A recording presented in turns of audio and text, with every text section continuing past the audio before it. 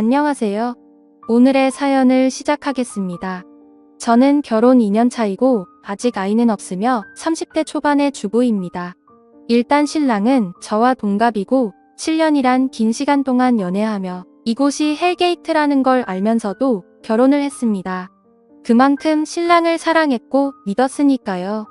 지금도 신랑은 너무 사랑하지만 이대로 가다간 제가 죽을 것 같아서 이혼을 요구 중입니다. 이야기를 하기 전에 부연 설명 좀 하자면 현재 우리는 어찌 보면 처가설이 비슷한 것을 하고 있습니다. 우리가 결혼할 때 신랑이 공부 중이었기 때문에 돈이 없었고 시부모님도 도와주실 여력이 되시지 않아 우리 집에서 집을 마련해 주셨어요. 물론 제 이름으로 집을 샀고 현재도 제 명의입니다. 신랑은 결혼 후 6개월 뒤 연구원으로 취업이 되었고 저는 아직도 꾸준히 한 직장에서 근무하고 있고요. 아무튼 이런 상황인데 집이 좁아요. 20평대 아파트인데 아무리 20평대라고 해도 서울 도심에 있기 때문에 값은 꽤 나갑니다. 본론을 말씀드리기 전에 강조할 것은 신랑과 저는 정말 천생연분이라 싶을 정도로 잘 맞고 얼굴 붉히는 일이 시부모를 빼면 전혀 없습니다. 신랑은 정말 제게 있어서는 최고의 신랑이죠. 그런데 이놈의 시댁 정말 좋게 볼래야 좋게 볼 수 없는 거지 같은 시댁 때문에 끊임없이 싸움이 됩니다. 말씀드렸다시피 시댁은 정말 궁핍합니다. 어머님 혼자서 식당을 하시고 아버님은 집에서 정말 탱자탱자 노십니다. 한때 잘 나가는 대기업에서 근무하신 이력 때문에 웬만한 일은 하려고 하지 않으시고요. 약 7년 전 퇴직금을 포함한 6억이나 되는 돈을 주식에 쏟아 부으셨다가 말 그대로 망한 케이스죠. 그런데 아버님은 아직도 미련을 못 버리시고 자꾸 주식을 하려고 하십니다.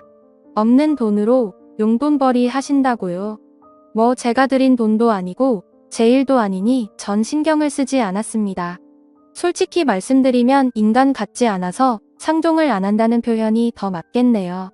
그렇기에 신랑 또한 아버님을 극도로 싫어합니다.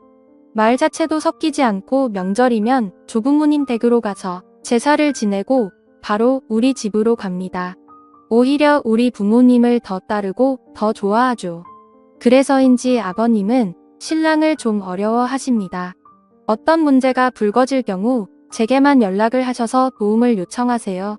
그럼 저는 절대 확답을 드리지 않고 신랑과 상의해서 신랑을 통해서 답을 드린다고 말씀드리면 모든 게 해결될 줄 알았습니다. 말이 길었네요. 일단 문제의 발단은 약 1년 전 아버님의 대출 요청으로 시작되었습니다. 작년 여름에 꽤 더웠죠.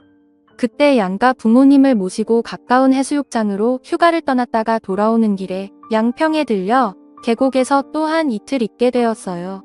즉흥적인 일이었고 모두들 즐거워하셨죠. 그때 우리 아빠랑 신랑 그리고 시아버지 이렇게 세 분이서 술을 좀 거하게 드시게 됐는데 우리 아빠가 실은 이 자리에 땅을 좀 사놨다. 나중에 은퇴하면 이곳에서 낚시나 하면서 살 거다. 라는 말을 하셨어요. 그러면서 신랑에게 덧붙인 말씀이 나는 너를 아들로 생각한다. 나중에 모든 재산을 다 물려줄 거다. 뭐 이런 식으로 말씀을 하셨죠. 분위기 좋았습니다. 이때까진. 그리고 서울로 돌아와 각자의 생활을 하던 중 아버님께서 제게 전화를 하셨어요. 그러면서 저와 신랑이 살고 있는 집이 얼마까지 대출이 되냐고 물어보시더라고요. 그래서 제가 너무 놀라서 그건 왜 물으시냐 여쭤봤더니 자신이 지금 투자할 곳이 생겼는데 대출을 받아서 1억쯤 빌려달라고 하시더라고요. 어이가 없어서 그냥 웃었어요. 그러면서 그 집 명의가 왜 자신의 아들로 안 되어 있고 내 이름으로 되어 있냐고 그날 너희 아빠가 분명히 우리 아들이라고 하셔놓고는 실은 아닌 거냐고 말도 안 되는 이상한 말을 하시더라고요. 그래서 더 상종하기 싫어서 대놓고 아버님 이건 일단 신랑에게 말은 할 거고요. 전대출 절대 반대입니다. 라고 딱 잘라 말했어요. 저희 시아버님 경제 개념이 없습니다. 평소에 자잘하게 용돈 달라 떼쓰시고 어느 날은 제 신랑 이름으로 홈쇼핑으로 잔뜩 뭘 주문하시고는 제게 문자로 띡하니 계좌번호를 보내시더라고요. 그래서 일부러 주문 취소도 여러 번 했고요. 어느 정도냐면 반지하 월세로 사시는 시 부모님 그런데 800만 원짜리 옥침대를 주문하실 정도입니다. 그렇게 생각이 없으세요?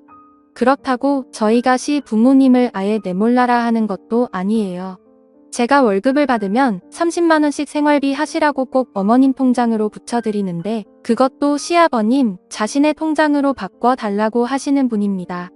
1년 동안 이런 일들을 당하다 보니까 진절연덜머리가 나서 아버님 이런 짓 하실 때마다 고통받는 건 신랑이었어요. 아무튼 1억 대출 사건이 있고 나서 아버님께서 한동안 저희를 부르지도 않으셨고 제게 연락도 안 하셨어요. 솔직히 마음이 좀 불편하긴 했으나 정말 천국이 따로 없더라고요. 그러다가 친정 아빠가 이번에 양평 땅에 집을 지으신다고 급전이 필요한데 현금이 돌지 않는다시며 신랑과 상의해서 약 5천만 원 정도 대출을 받아줄 수 있느냐 아빠가 갚을 테고 올해가 가기 전에 다 털 수 있다 하셨어요. 어차피 지금 사는 집이 저희 부모님께서 해주셨고 저희는 솔직히 내후년 이사 계획이 있었는데 이 집을 팔고 그 돈을 부모님께 돌려드릴 생각이었어요. 그렇기 때문에 신랑은 흔쾌히 수락했고 전 당연히 대출을 받아 저희 아버지께 보태드렸습니다. 그리고 지난 주말 양가 부모님들과 함께 계곡을 놀러 갔어요. 그런데 거기서 저희 엄마가 너희에게 대출받은 그 돈 잘하면 10월이면 정리될 것 같다 라는 말씀을 하셨죠. 솔직히 저는 신경도 안 썼어요. 숨길 이유가 없잖아요. 어차피 내 부모 돈인데. 그런데 그날 시부모님을 댁까지 모셔다 드렸는데 들어오라고 하시더라고요. 그러더니 막 역정을 내시는 겁니다.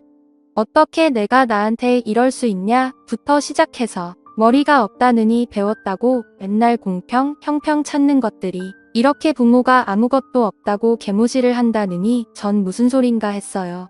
알고 봤더니 자기는 대출 안 받아주고 저희 아빠는 대출을 받아줬다고 난리더라고요.